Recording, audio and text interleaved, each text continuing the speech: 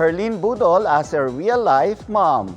Yan ang dapat abangan sa upcoming episode ng Magpakailanman kung saan mapapasabak si Herlene sa acting. Makichika tayo kay Athena Imperial.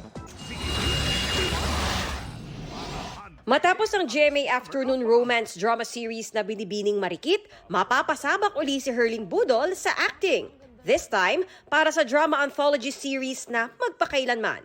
Ang gagampanan ni Herlene ang kanyang inang si Len Timbol.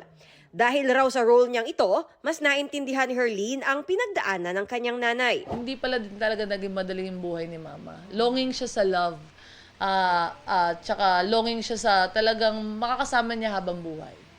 Yun parang ayoko siya palang i-judge kagaya ng mga pag-judge ng ibang tao sa kanya. Masalimuot man daw ang buhay ni Mommy Len pagdating sa pag-ibig, lalabas pa rin sa istorya ang pagiging kwela nito. Mas nakakalog siya, mas nakakatawa siya.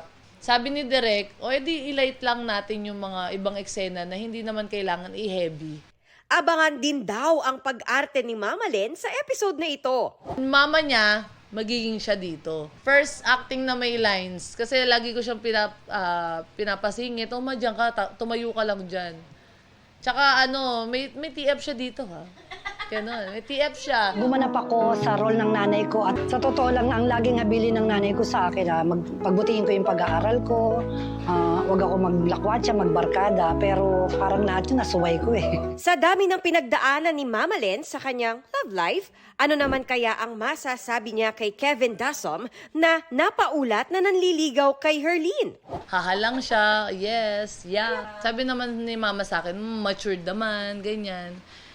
Ay, si Mama hinahayaan naman kaming magdesisyon din. Kumbaga, yung mga binibigay niyang mga payo sa amin, nakadepende pa rin sa amin yung final answer. Athena Imperial updated sa Showbiz Happenings.